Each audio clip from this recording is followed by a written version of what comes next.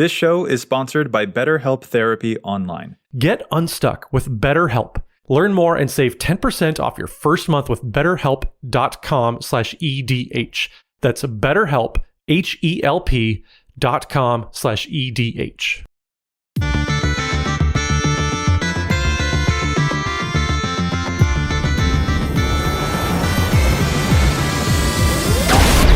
Hello and welcome to the EDHRECast. My name is Joey Schultz and I am joined by my fantastic co-host. I'm going to start by introducing the one and only Dana Roach. Dana, Matt isn't here with us on the podcast for this week, so I'm really hoping that this means that I get a break from the dad jokes, right? Right, buddy? Right? Absolutely. I just have a simple question for you, Joey. Why do demons and ghouls hang out together? Why? As the old saying goes, Joey, demons are a ghoul's best friend. Oh, you know what? I'm going to choose to like that one. I've decided. It reminds me of... I liked that one. I genuinely liked that one. It reminds me of the magic card Ghoul's Night Out, actually. So I say thumbs up to that, Dana. I'm going to decide to sacrifice my sense of humor and just roll with the dad jokes. A+, that was wonderful. Anyway, this is the EDHRECast. EDHREC is the best deck building resource on the web for the Commander format, compiling data from deck lists all over the internet to provide helpful recommendations for new Commander decks. And here on the podcast, what we like to do is give all of that data a little more context. Dana, what are we talking about in this week's episode? We are going to be talking about the sleeper hit cards from 2022. Yes, we are. I am excited for this one. There have been a lot of products that came out this year. A little bit too much to keep up with, one could even say. But like, there have been some obvious gems in all those sets, but there are also a ton of like hidden gems in those sets too. And we want to talk about some of our favorites there, which I don't know. I'm excited to see the ones that you brought forward. I'm really hyped to talk about the ones that I've got too. So I think it'll be a whole lot of fun, dude. Absolutely. I'm looking forward to it. Yeah. But real quick, before we get into that topic, before we start talking about those sleeper cards, not sleeper agents, we don't want to talk about the Phyrexian sleeper agents, sleeper cards. I think that is a joke that Matt would make. So I'm making it here in his absence. Before we get to that, we want to have just a couple of quick shout outs to do. We'd like to thank Chase, also known as Mana Curve, for their work on editing the show. You can find them on Twitter at ManaCurves. And you can find all of us at patreon.com/EDHRECast, where you can support the show in multiple ways, one of which is a shout out. Yes, it is. We have our awesome patron shout out every single week to show our gratitude for the folks supporting us. And this week, that shout out goes out to Samuel Brousseau. Samuel Brousseau, that is such a cool name. You are also super cool yourself for supporting us. Thank you so much to everyone who shows a little love to the show, whether you're leaving a review, whether you're liking and subscribing, and if you're supporting us on Patreon as well. We just appreciate all of the support so much. And Samuel, this show's for you. Thank you so much. Okay, Dana, let's get into our topic here. We are talking about the sleeper hit cards from 2022 because I mean, we all know the big hits, right? Like, we've all seen the huge, immense popularity of cards like Black Market Connections or like Ancient Copper Dragon. Like, we're all familiar with how good Boseiju is, that amazing land that can naturalize stuff. Like, we're familiar with the big stuff, but let's talk about some of the cards that maybe people might accidentally overlook, cards that we want to give a little bit more of the limelight to. So I'll start it off by passing it to you. What is one of your favorite sleeper hit cards from 2022 so far? I will just continue on what you said there. It's really easy to miss stuff in the best of times, let alone when you get 16 new sets a year. That's true. And I'm barely exaggerating once you count like Commander decks that come out with each set. There's just so much product that it's really, really easy unless you sit down and read every card in every set, every previous season, which is never ending. But yeah, I mean, so much of this stuff flies under the radar. The first one, though, I want to throw out there is Feywild Visitor. It's 2 and a blue. It's one of the background enchantments that we got in the Commander Legends Baldur's Gate set. It's a really fantastic card that I've put to excellent use in multiple decks. Commander creatures you own have, whenever one or more non-token creatures you control deal combat damage to a player, you make a 1/1 fairy dragon creature token with flying. That's absurd in a whole bunch of different decks. Because it's a thing, it's generating you value for a thing you're already doing that requires little or no input from you, which is always really, really useful. That's kind of one of the beautiful things about a card like Bitter Blossom. You don't need to do anything. It just makes you a flying fairy every turn. This can make you 3 of those flying fairies every single turn. And they're fairy dragons, which is pretty relevant in some decks too. Having a flying creature that comes, being able to make multiple of them per turn, depending on if you hit multiple opponents, is really, really useful. The fact that they're fairies is very useful. The fact that they're dragons can be very useful if you happen to have a blue dragon deck like I do. But it's just a really, really good card. And I've won multiple games in multiple different decks just from this card. Yeah. Dana, I'm so happy that you started off with a background, because honestly, I think that we just talk about backgrounds for a little while, because there's a bunch of backgrounds where I think we're going to be using here for sure. They're so good in the 99 of decks. So like, y'all know me, I've got my Commander tribal deck, which is basically my background tribal deck. Like the deck is only allowed to play cards that refer to a commander, and the backgrounds were the inspiration for that. And I was just like, if I have 2 commanders, I'll get double the background benefits. And you can actually see me play that deck on an episode of Elder Dragon Hijinks with Olivia Lewis Stardust and Rules Committee member Olivia Gobert Hicks. And it's super fun. And those backgrounds are so good when you have 2 commanders. It's really enjoyable. Seriously, check that game out. But even if you're not committing like so hard to the theme in the way that I did, a couple of backgrounds in the 99, or if you're playing just a random partner deck in the 98, Dana, they're amazing. Like the one that really gets it for me is Candlekeep Sage, which is the 3-mana blue enchantment. Whenever your commander creatures enter the battlefield or leave the battlefield, you draw a card. Oh my God, that's so good. You don't even have to be playing a blink deck. It's just, I play a commander, I draw a card. Oh, you killed my commander? Cool. I'll get a little bit of insurance off of that, and then I can play it again and draw another. Like it greases the wheels in just the perfect way, especially if you've got 2 commanders in that zone. Yeah, if you're playing 2 commanders, that card is crazy good. And it's in the perfect colors for that too. There's just so many of the most popular partner pairs are running blue. So like the fact that you can double up, it's just such a useful card. And again, it doesn't require you to really do anything.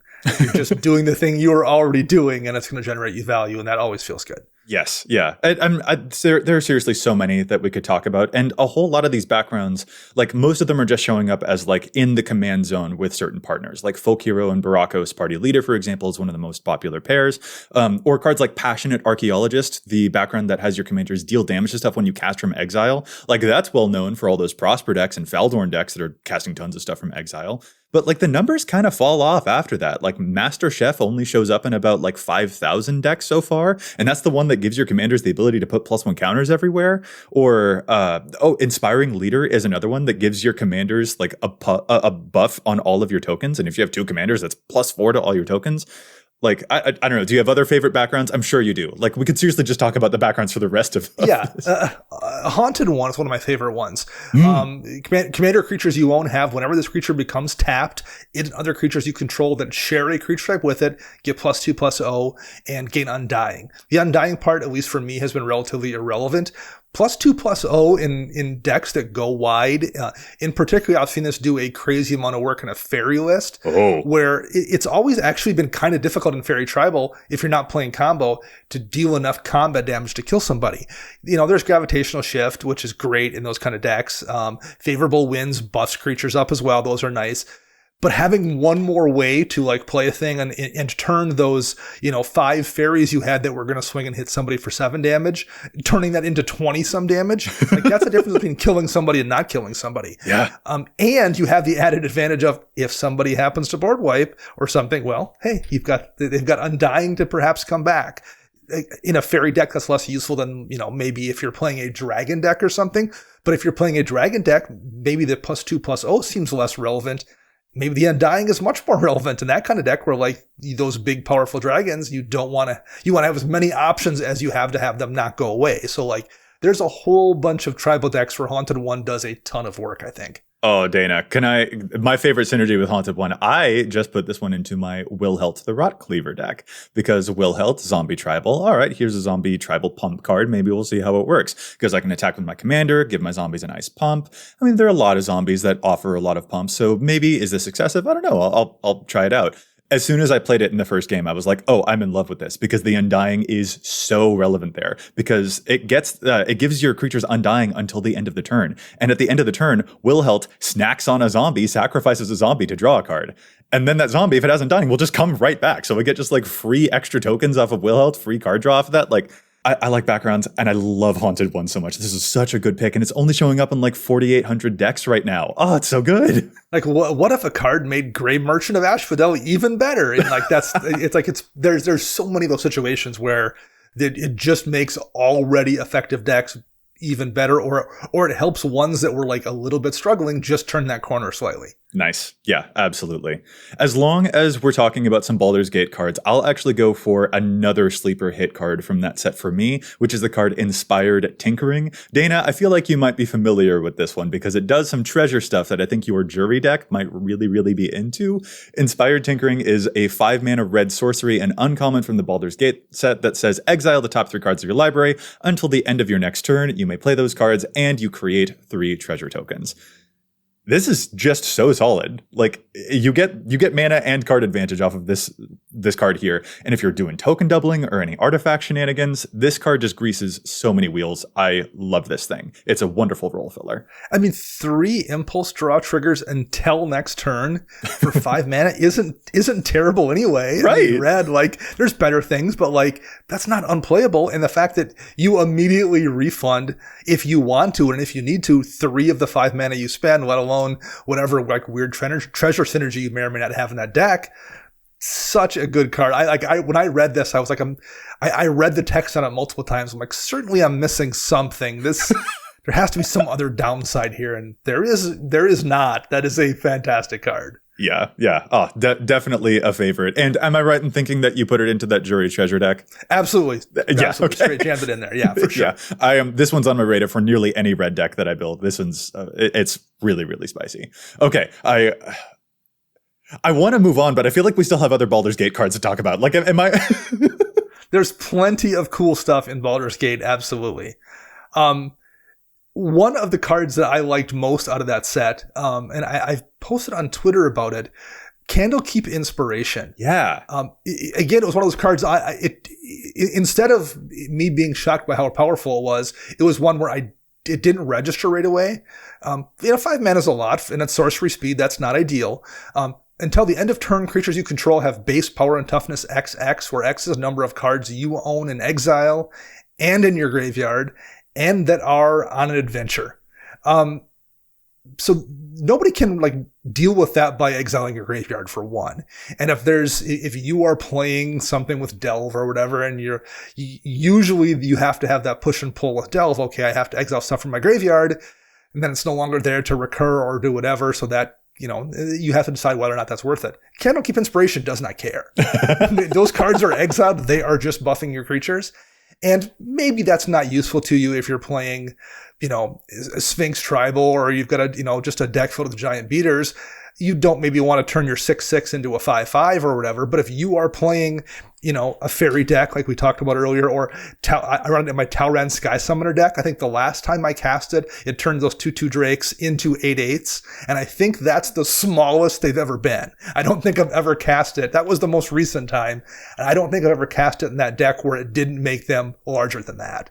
So there's decks where Candlekeep Inspiration just kills the table. It's 5 mana, kill every person who's sitting there looking at you right now. That's so good. It's an amazing card. And it was one of those things I was genuinely like, I knew it was going to be useful, but once I played it, I realized it's functionally Blue's Overrun. It's amazing. I was just going to say, like, this actually strikes me as like a proper finisher, especially for those decks that might be notorious for like, they kind of take a long time to finally peck your opponents down. Yeah. Like there's a couple of deck building restrictions on this. You do have to be in a deck that cares about having a lot of little bodies in play and a lot of spells that you've cast. Yep. Which tends to, I think, usually take the form of like mono blue or Azorius decks especially. Mm-hmm. But like those decks are also usually the ones that need a little bit of extra oomph to be like, all right, I cast this spell and boom, this is going to be the lethal blow. And this card fits that perfectly. This card does exactly that job. Yeah. And it's only showing up in 1,000 decks right now on EDHREC. And it's like, no, what? This is a really cool finisher. Like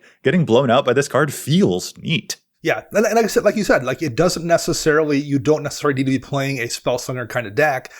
most decks are running, 20 plus instants and sorceries for the most part. And if you just are playing a deck with a bunch of creatures and you're playing in a slow, if your deck is slow, you're playing in a slower meta, turn 10 rolls around, you're just going to have 6 or 7 of those in your graveyard, probably worst case, or exile, whatever. But yeah, it's a little bit, it's narrower than an overrun for sure, but there's a lot of blue decks where that's a really powerful effect. Mm-hmm. You know what? As long as you're talking about, so I'm going to try and use this moment to try and break myself away from the sleeper hits from the Baldur's Gate set. Sure. As long as you are talking about a version of a card that is like a blues version of an overrun effect or something like that, I'm going to try and angle for one here that is just recently come out, and it's in white. This is for me sort of white's version of an overrun effect, and that's the new card for the Emperor with the exclamation point. Very important with the exclamation point. This one's from the Warhammer decks. So 3 and a white, it's a sorcery that says creatures you control get +2/+2 and gain vigilance and lifelink until end of turn.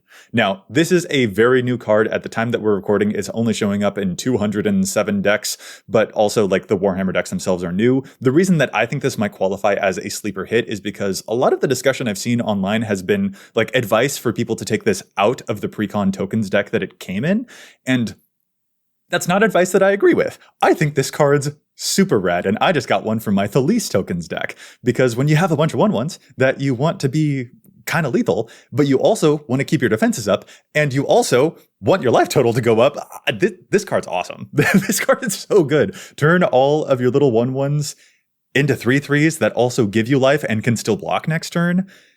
I love this. This is the type of card that prevents you from falling into a king-making scenario. It's so cool. And I think the immediate comparison that comes to mind is like Akroma's Will, which gives your stuff all of the keywords. And it's a really, really good card. But Akroma's Will gives you keywords, but not necessarily a little bit of extra pump. And this card has a little bit of extra pump. And especially if you're playing on a budget, this card's only like 30 cents right now. Right. I don't know. I really like this card, which is apparently an unpopular opinion, but I don't know. I really like this card. Yeah, I don't get that. Is Akroma's Will better most of the time? Yeah, probably.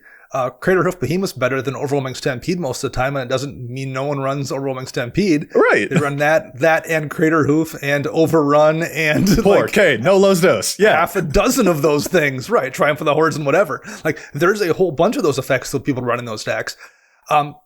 Not being as good as Akroma's Will isn't necessarily a bad thing. Like, yes, it's perhaps not as great as some of those green overruns, but you're not in green, you're in white. And I wouldn't run it in a Selesnya deck or something, but in a white deck or a Boros deck, that's a really, really good card that is probably going to kill one person. And on top of that, that lifelink is going to make it very difficult for someone to kill you on the crackback. Yes. It's not as good as Trample, I wouldn't say, more often than not, but you're leaving out blockers to protect yourself, and you're gaining enough life to make it much more difficult to finish you off. Yeah, that's huge. And again, maybe this is just because I have been playing games with Matt Morgan and Dana Roach, who have this indescribable need to always attack me and reduce my life total. So I've begun to get a little bit more precious about my life total. So when I see a card that could give you like a bunch of life while also dishing out a bunch of damage, maybe it's just because of how many games that I play against you guys at twitch.tv/EDHRECast that is informing my love of this card. I don't know, Dana, I'm not sure if you can speak to that. Am I off my rocker here? No, I like it a lot. I don't necessarily have a deck that wants it right now, but it's one of those cards where I look at it and I'm like, oh, if I had this deck, I would want it. If I had this deck, I would want it. Like, there's a bunch of different lists. I can absolutely imagine where it would shine. I just happen to not have one right now. But I will say this, it's a card I did buy a single of, because I'm like, I'm going to at some point build a deck that wants it, so I'm just going to have one here. So I bought the single even if I have no place for it, because I want to have one. Yeah, man, these cards are these are so cool. These are great gems. Like, don't miss out on some of these cards. There are a lot of big splashy things that are taking up a lot of attention, but some of these other cards definitely deserve a good amount of attention themselves too. There are so many more that we want to get to as well. But Dana, I think if I keep talking about them, I might explode because I'm clearly getting a little bit too excited for myself here. So how about we take a quick breather? We take a quick pause for Challenge the Stats. What do you say? That was such a smooth segue, and Matt wasn't even here to see it. I appreciate it, I think. Anyway, yeah, let's take a quick break and then we'll come back with some challenges. Hey there, we wanted to pause and let you know that this episode is sponsored by the fine folks at Manscaped. Look, I, much like you, have heard a lot of these types of ads before, and I was always like, yeah, okay, cool, what's so special about another razor? Well, I don't understand exactly how they do it, but Manscaped does have a very dang special razor. People like to feel well-groomed. It gives you peace of mind, and it makes you feel great. And people don't like to worry about potential nicks and cuts and stuff when they're just trying to clean themselves up. And the Lawnmower 4.0 trimmer that Manscaped has got massively reduces grooming accidents. I seriously don't get how they do it, but it's a big difference. You can even use the trimmers in the shower. Like, again, I don't know how they did that. End of the day, if you want to get something done, you should get the right tool for the job. And this is the right tool for the job. So, you can get 20% off and free shipping with the code EDH at manscaped.com. That's 20% off with free shipping at manscaped.com and use code EDH. Be thankful this holiday season for the best gift of all from Manscaped. Your balls will thank you. This episode is brought to you by BetterHelp Online Therapy. Give online therapy a try at betterhelp.com/EDH and get on your way to being your best self. Magic the Gathering is a complex game with a huge comprehensive rules manual. Unfortunately, life does not have a user manual to help you get through your day-to-day. It's normal to feel lost, which is why seeking therapy and mental health counseling is so important in today's society. One thing that's been steady for me and helping me get through all of those times is working with professional therapists on my own mental and emotional health. Knowing yourself and your own feelings is a hard thing. And when I learned coping tools for myself, that spilled over into improving all aspects of my life because I was able to show up as a better and healthier individual. Everyone deserves to feel their best. And at BetterHelp, it makes it easier to find a licensed therapist to assist you with whatever life has thrown at you. BetterHelp is the largest therapy service and has connected over 3 million people with professional and vetted therapists. Plus, they are all available online. You now have the convenience of accessible and affordable therapy with all the benefits of in-person therapy through BetterHelp. It is a great alternative to searching for a local therapist, which can be massively time-consuming. All it takes is a quick questionnaire to find out more about you and what you're looking for, and BetterHelp will connect you with a qualified therapist to assist you with your goals. And since their network has so many qualified therapists, you're able to find a new therapist at any time if things aren't working with your current professional. Get unstuck with BetterHelp. Learn more and save 10% off your first month with betterhelp.com/EDH. That's BetterHelp, HELP.com/EDH. So our first challenge the stats was sent to us by listener Sam. And Sam wants to challenge the card Stranic Resonator in Commander Girid Conclave Exile. So for those who don't remember, because this was a long, long time ago now, and at least in Magic years, when Girid ETBs, he creates a 4/4 green Rhino creature token with trample, and whenever he attacks, you populate. So you make a token that's a copy of another token you control, and that token is tapped and attacking. So more often than not, you're going to be making that 4/4 Rhino, but that deck tends to be filled with things that also make large swole tokens that you can hopefully copy instead of that 4/4 Rhino. Stranic Resonator lets you spend 2 mana to tap it as an artifact to copy a triggered ability.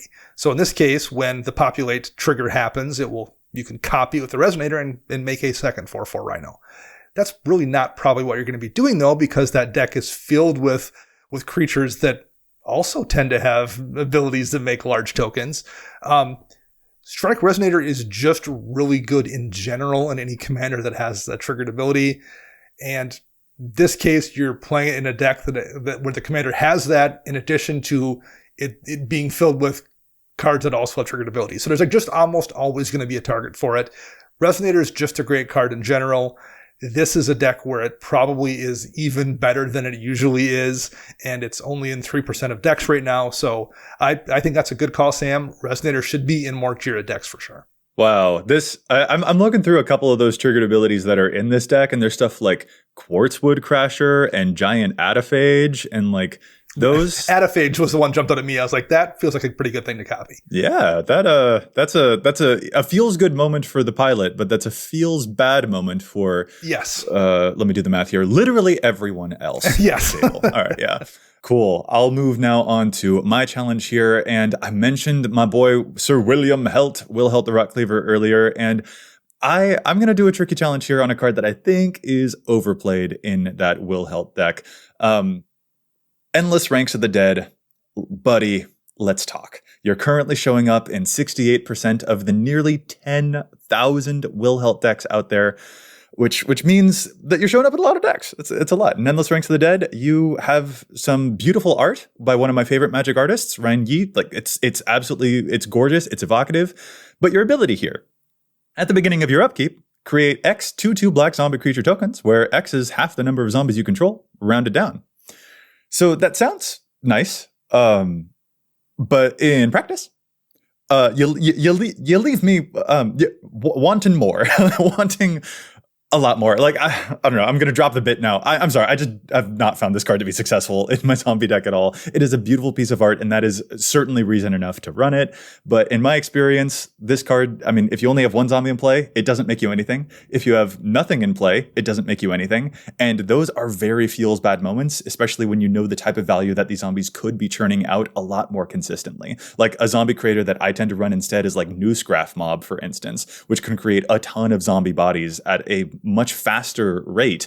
And yeah, so Endless Ranks of the Dead, I'm sorry, I love the way you look, but I don't love the way you look in decks, and I don't think that you should show up in that many of the nearly 10,000 Wilhelt decks. Fellow Necromancers, I would love to know your experiences with this one, but this strikes me as a card that is a little bit on the slow and shambling side when our zombies are currently moving into the 28 days later, we're going to run really fast type of style. It's one of those cards I think about years ago when I first started playing Commander, so we're talking like Return to Ravnica era. The person I played the most with had a zombie tribal deck, and I distinctly remember him saying, "Oh, I can't wait to replace Endless Ranks of the Dead with something a little bit better because it misses too often." And that was 150 sets ago. Right. A bunch of which were very zombie centric. There's just been like, it wasn't that amazing back then, and there's been so many zombie cards or zombie adjacent cards or tribal cards added since then that there's probably something better than Endless Ranks of the Dead for most zombie decks. Well, Dana, you said 150 sets ago, and that was only last week, buddy. Like, that was... Right, yeah, right. I am probably wrong by saying 150. You're correct. Well, and as like a replacement idea, for example, like Reflections of Lityara is one of my favorite cards in my Wilhelt deck. That's the one that copies the creature spells of a certain type that you cast. So it enters, you choose a creature type, zombie, and whenever you cast a zombie, you'll get 2 of those zombies.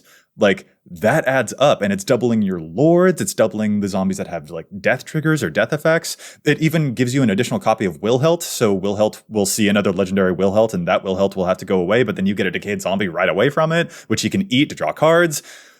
Now I'm just, sorry, I really like my Wilhelt deck, and I think that there's a lot of fun stuff that you can do with it, but Endless Ranks of the Dead has not made the cut for me. And now I think I'm done talking about it because we need to move on. Otherwise, I'll talk about zombies forever. All right. Man, I really can get just off on a roll on some of these. I'll talk about Baldur's Gate forever. I'll talk about zombies forever. It's almost like I love this game or something. I don't know. So let's just talk about sleeper cards from this year forever. Yeah, let's do that. And you know what? I can't wait. I'm too excited. Dana, I'm going to jump right back into it with one of my picks here. Do you know Coronation of Chaos? Are you familiar with Coronation of Chaos? I am not familiar with Coronation of Chaos. So this one's another Baldur's Gate cards. Look, I'm sorry, but it's really good, okay? It's in about like nearly 1,200 decks right now, and it is just a common for 3 mana. It's a 3 mana red sorcery where 3 target creatures can't block this turn, and they're goaded until your next turn. This is a common. This is like mini Disrupt Decorum to me. I love this thing. It is so tiny and doesn't seem like it would be as annoying as it is. But 3 target creatures, that can be different people. That can be, hey, one person, like, hey, you and your 3 creatures can't block me this turn. I'm going to punch your life total. And also, now on your next turn, you've got to hit another one of our mutual opponents. Like, this thing is so pesky, and I just love it so much.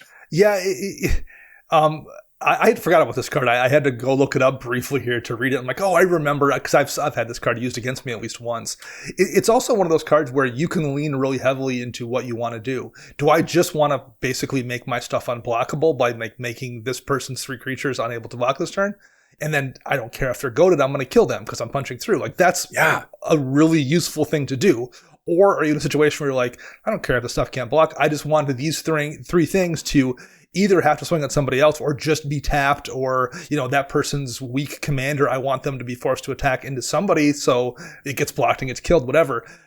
it has a lot of utility that isn't necessarily readily apparent on the card. You can use it for a lot of different things, and that's always really useful.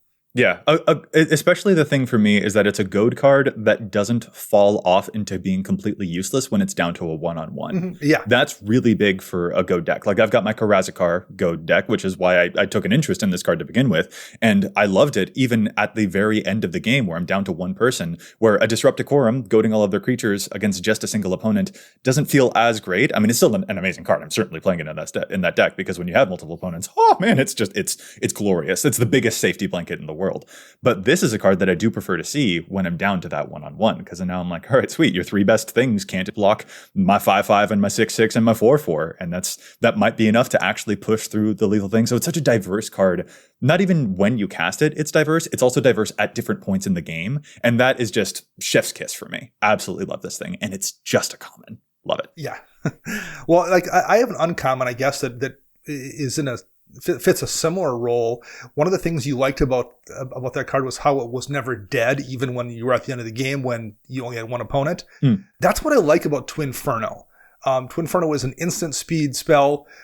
Whenever you cast your next instant or sorcery, this turn copy that spell, you may choose two targets for the copy. It's one in a red. That's pretty typical thing that you oftentimes see in red, but it has two modes. Ooh. That's just the first mode. The second mode that you can also choose is target creature you control gains double strike until end of turn. The problem, and I'm using this term roughly because double strike is an amazing ability, but it doesn't stack. Like you don't want a bunch of things in a deck that do double strike. There's a couple different pieces of equipment that give double strike, and like I'm always leery of including too many of them in my equipment deck because I've been in plenty of situations where I have one out and then I top deck one. I'm like, that doesn't feel great. Similarly with, an instant speed spell, like Temur Battle Rage is already a pretty great card. If you have two of these in your deck, are you going to have them both in hand very often? Not that often, but like it still feels bad when it occurs. Well, in Twinferno, that problem kind of goes away because if you don't need to use the double strike ability because your creature has double strike, because you have Temur Battle Rage already out, whatever, you can still copy a spell. Like it kind of eliminates that problem of double strike not stacking by giving you something else very, very useful already on that card. Yeah, that's a great one. And also, can I just admire the portmanteau of that name, Twinferno? Yes, exactly. That's hitting on multiple axes. But yeah, no, you're so right. Like they're the cards that are so good, but they risk redundancy with each other is a difficult thing to navigate. And this card gets around that in so many neat ways. I don't usually think of like, oh, this deck that cares about double strike and cares about copying spells. Like those do feel in my brain like separate deck archetypes. But sure.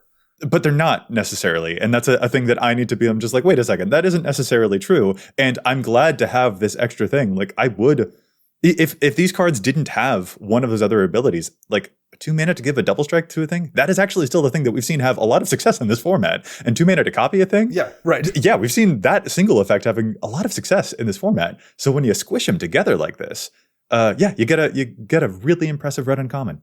I'm a big fan of that card. And again, it's just wonderful to see cards like that feel like they're always going to be useful in your deck, no matter the situation. I'm a big fan of that. Yeah, modal cards really get a lot of work done. Yeah. You know what? Okay, we've mentioned this one on the show before, but Dana, this is another one that we're both a big fan of. So I think we have to mention Protection Racket, right? Yes. Protection Racket is so, again, it's led to some of the silliest, and it's so fun to play this one. This one is from the new Capenna set, I believe. Protection Racket is 3 and a black for an enchantment that says, at the beginning of your upkeep, repeat the following process for each opponent in turn order. Reveal the top card of your library. That player may pay life equal to that card's mana value, and if they do, exile that card. Otherwise, put it into your hand. So Dana, I believe I may or may not have tormented you and Matt and any of our guests on our stream when I put this into my Yannette deck, which is full of a large number of 9-drops, and just peeled a bunch of 7 and 9 drops off the top of the library, asking if you wanted to either let me draw extra cards or if you wanted to pay 9 life. I love this thing. I know I keep saying that, but this is like really, really cool. It is. It's similar to your Yannette deck. I'm running it in my Silumgar Dragons deck, where every creature in that deck costs 7 or 8 mana. Similar thing that just, hey, you can either take a damage from this Astral Dragon, or you can give it to me. And either one of those situations feels terrible if you're the person on the other end of it.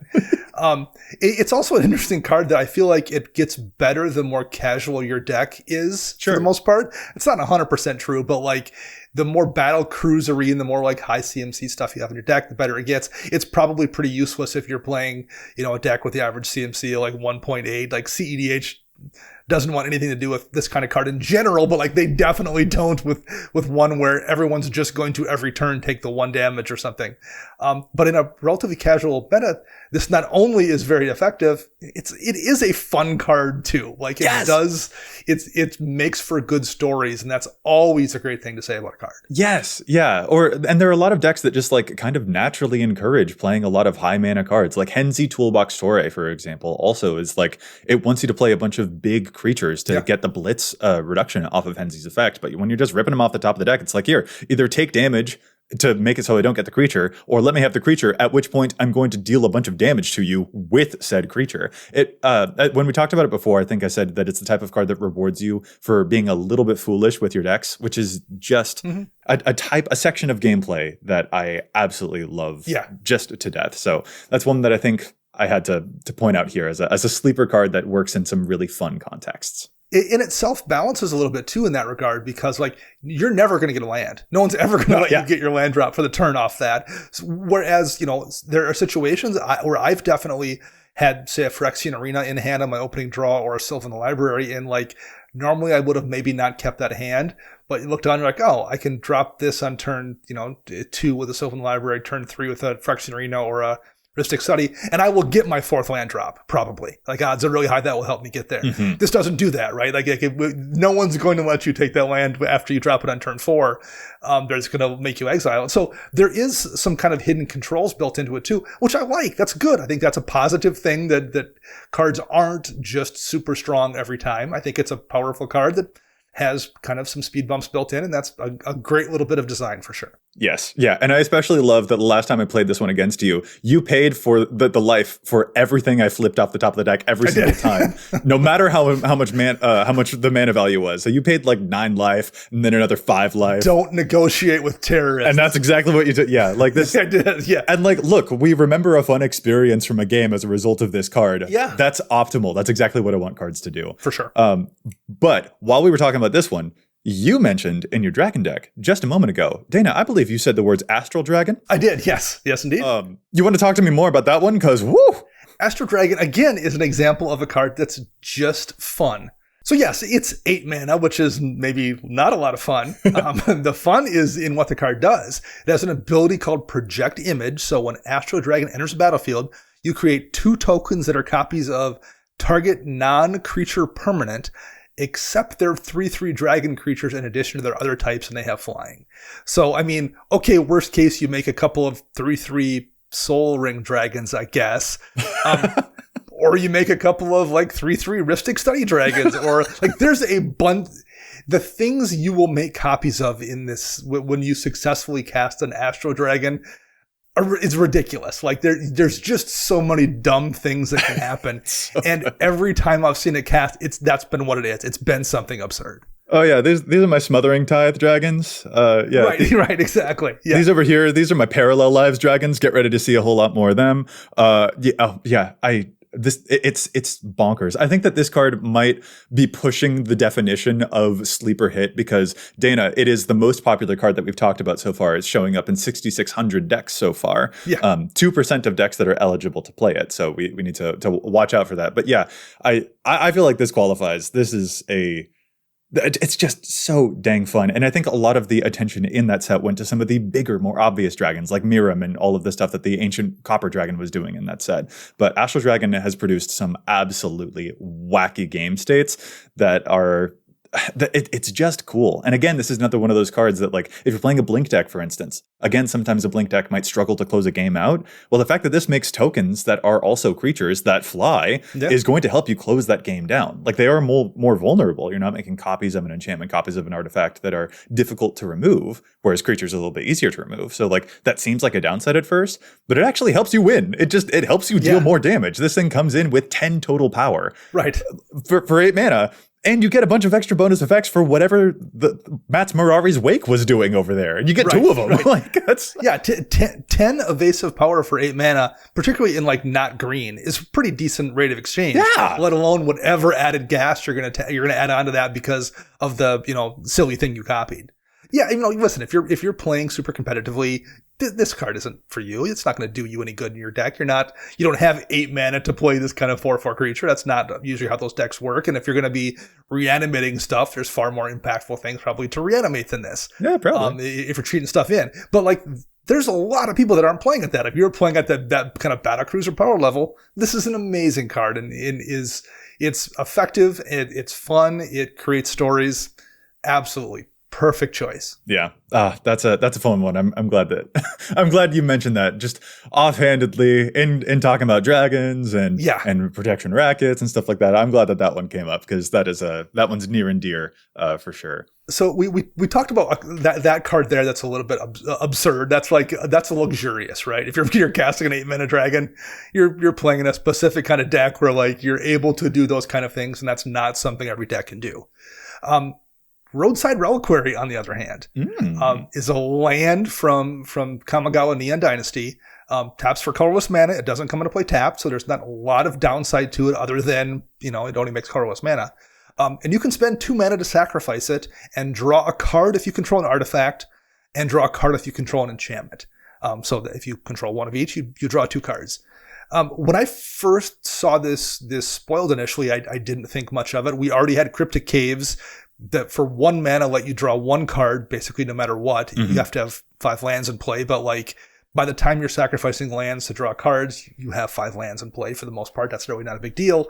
So I didn't really think much about it until I went to the pre-release. And I actually wound up with 2 of these in my pre-release kit. So I'll try it out. I'll put it in my deck. You can afford to run a few utility lands in a 2-color pre-release deck.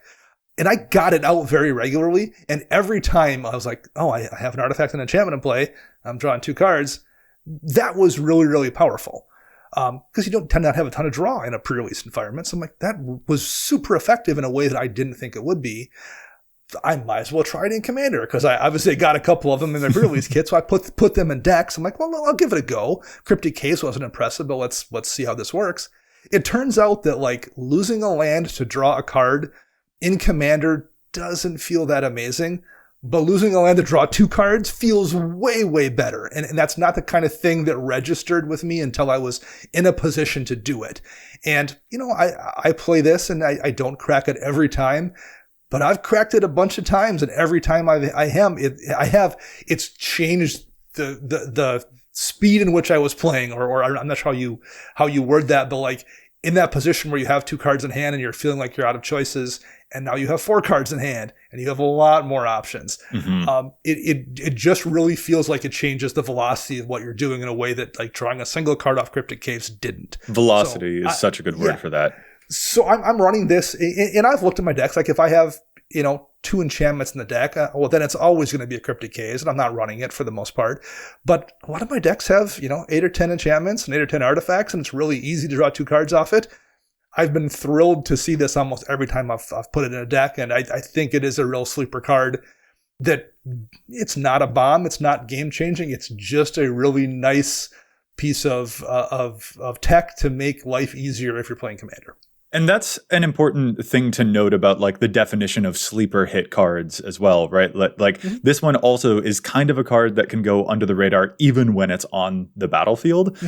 Of note, Roadside Reliquary does show up in 11,000 decks, which sounds like a whole lot. Yeah. Except that when we're comparing this to some of the other cards that we've discussed, yes, this is showing up in a greater total number of decks than any of the other cards we mentioned so far, but this is a colorless land that can go into literally all of the decks. So the amount of cards that this is competing with for card slots compared to any random mono red deck is very different. And when looking at the data in relation to that, Roadside Reliquary is showing up in 1% of, oh goodness, this is a big number, 974,476 eligible decks. So we do a little bit of the comparativity there when we're talking about like where this card is actually showing up. So like 11,000, again, definitely a big number, but 1% eligibility here.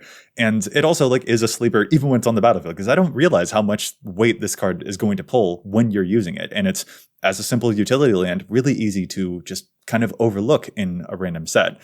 So yeah, Dana, I like your choice here. I have not had as much experimentation with this card myself, but I've seen you use it and I'm like, dang, I got to consider that one. So what's your next sleeper here you have for us, Joey? Ooh, the next sleeper I have here, you know, we can't talk about the wholesome stuff for too long, right? We got to go a little bit, sure, a little bit dangerous here. I would love to talk to you, Dana, about the card Angel of Suffering, which is a fun one from New Capenna that I really like in my Sir Conrad deck because it is disgusting. Angel of Suffering is a 5-mana black angel, a nightmare angel, actually. It's a 5/3 with flying. If damage would be dealt to you, prevent that damage and mill twice that many cards.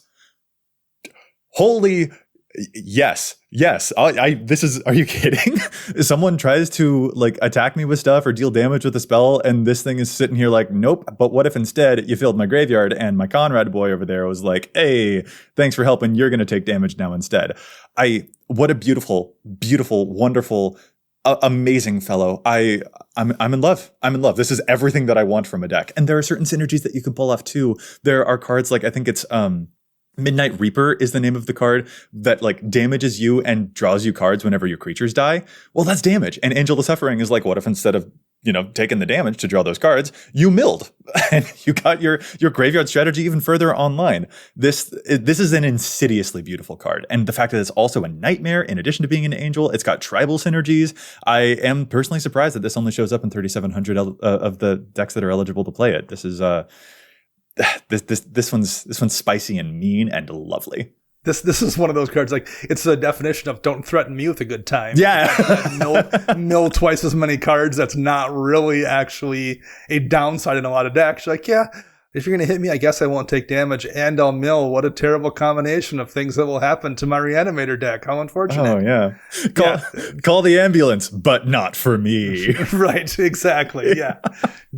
What a silly card. And yeah, I mean, again, it's you talked about it not making a ton of decks. This is a relatively inexpensive card. It was a mythic from a recent set. A card that you can pick up for, you know, $1 and change and is absurdly powerful in the right deck. I love that card for sure. Yeah, you play in a Bladewing Deathless Tyrant deck that wants to have a bunch of stuff in your graveyard to make zombie tokens. Mm-hmm. Here's an angel that will make your opponents not want to hit you. And if this card doesn't mill you, that's also a success because that means that no one's hurting you at all. Right. Which just is perfect. Yeah. Can't. I will gush. I will just keep gushing. I get so excited when we talk about these cards. So Dana, you gotta take it. Sleeper goes back to you. Mike's back to you. So there's been a lot of interesting pieces of equipment made in Magic over the years. But we've got a couple of them this year that actually kind of really jumped out at me that I like quite a bit. Mask of the Schemer and Robe of the Archmage, and I will mention them both because they both are blue pieces of equipment and they both do kind of something similar. Robe of the Archmage draws you cards for each point of damage you deal. And Mask of the Schemer, when an equipped creature deals combat damage to a player, it connives X, where X is the amount of damage dealt to that player. So connive means you draw X cards and discard X cards and put a +1 counter on the creature for each non-land card discarded this way. So again, it's just a way if you happen to be playing an equipment deck that has access to blue, you're probably running equipment that buff that some creature up to a large amount, and you're going to draw so many cards to the point where, thanks to Double Strike, there's been multiple times where I've had to find a way to destroy my own robes or destroy my own Mask of the Schemer before the second damage trigger could happen on Double Strike because it would have milled me. So I've like drawn a ton of cards and I'm like, I really hope there's a disenchant effect in here so I can destroy the mask before I have to deal with the second damage trigger happening because then I'm going to lose a game. Oh, wow. So I guess that's what we call a good problem, I think.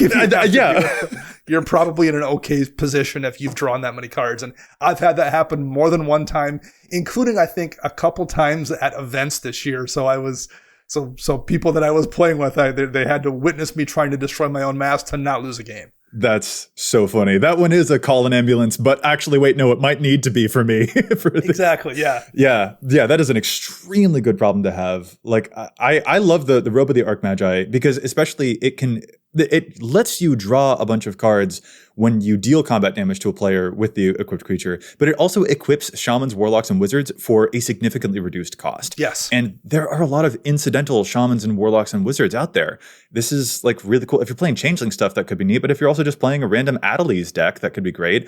Kangi, Skywarden also happens to be one of those creature types, or Alela, Artful Provocateur, is itself a warlock, and it's very evasive, so you're probably going to do a pretty decent chunk of damage, getting in little hits here and there. The one that really impresses me is this Mask of the Schemer because it powers up the thing that it's attached to. Yes. So you get to connive more and more and more every time that this happens. Exactly. And that is like legit dangerous. That is a little bit like, yeah, it does not surprise me to hear that you've nearly drawn yourself out with both of these cards. Yeah. I mean, like, obviously, Robe is probably going to draw you enough cards that you're going to find a win condition. But like, Mask in its own way is the win condition. If you draw a bunch of cards, you're going to buff that creature enough that it will kill someone next turn. In addition to maybe whatever crazy things you drew. So yeah, no, they're both fantastic cards and probably see a little bit less play because blue tends to not care about equipment quite as much as like Boros, white red combination things do. But if you happen to be playing in a blue artifact deck, like I happen to have one, both those cards are amazing. Yeah, and that new Ayesha Tanaka Armorer also is another one. Yeah. Cares about having a lot of artifacts and it wants to buff itself up. These would both be really good picks for that one, most likely. Like, oh yeah. Oh, Dana, these are such great cards. I feel like when you pull these equipment out, I'm going to need to have my Angel of Suffering ready to protect me because you're about to do. Thanks. So I can mill you for 60 or something. Yeah, exactly. Oh man. Oh, this is so cool. There are so many amazing cards that have been made, and like the near relentless pace at which products have been coming out has certainly caused us to maybe overshadow. Sometimes it's harder to spot some of these cards that actually are really like diamonds in the rough because there's a lot of rough going on. It's like, oh, there's a lot more sand to sort of sift through. Yeah. But there really are some wonderful things. Like if there's, I don't know, it's fun to make fun of how frequent we're getting new products, but if there is a silver lining on that, it is that we are more likely to encounter cards that we've never seen before in games, which is something that we've mentioned on the podcast before. Yes. And there are some of these cards that I've like seen you play a little here and there, or cards that I didn't even know that you've been playing that are really impressive. And it's delightful to be able to talk about those and to get to highlight them because they really are fantastic work. Yeah. I mean, it's like we talked about, just once upon a time, it was much easier to look at every single card that got released, and you're just going to miss stuff these days. So hopefully this kind of thing is helpful to users out there who did miss this stuff because it was easy to miss. It's really easy to miss. There's plenty of cards that we play against one another that we missed because there's just so much product. So hopefully this was useful. And actually, we would also love to hear any suggestions from any of our listeners out there for cool sleepers from this year that we didn't talk about. Because like we said, we missed stuff too. So hit us up in the comments or tweet to us if there's any cool sleepers that you out there particularly like. Yes, absolutely. And once again, we're not talking about the Phyrexian sleeper agents. We need them to be the sleeper hit cards. Let's wake those sleeper cards up. Does that metaphor work? Does that joke land? Probably not. That probably works not. well. Matt's not here. The dad joke bar is a little bit lower. Yeah. That's what it is. Matt's currently absent for this episode, so I'm just like, I gotta have a corny joke in here somewhere, right? The audience will be expecting that, Joey. We gotta have exactly. it. Okay. All right. Yeah. Again, listeners, we would love to hear more from you guys about all of the fun sleepers that are out there. But for now, we are going to call this episode to a close. Dana, this was so much fun. And if our listeners want to get in touch with us, where is it that they can find you? You can find me on Twitter at Dana Roach, and you can hear me on my other podcast, CMDR Central. You can find all of us together Wednesday nights at twitch.tv/EDHRECast at 6 o'clock Pacific, 9 o'clock Eastern, where we have some manner of fantastic guest on, jamming a game or two. And you can find the entire cast here together at patreon.com/EDHRECast.